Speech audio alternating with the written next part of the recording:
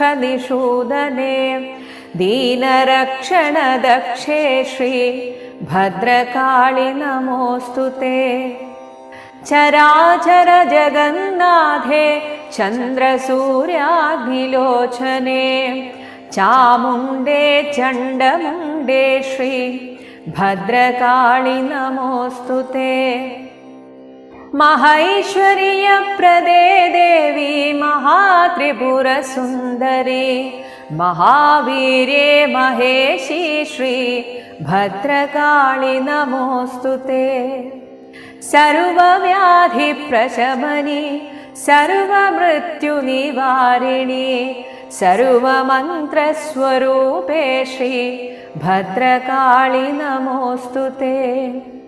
पुरुषार्थप्रदे देवी पुण्यफलप्रदे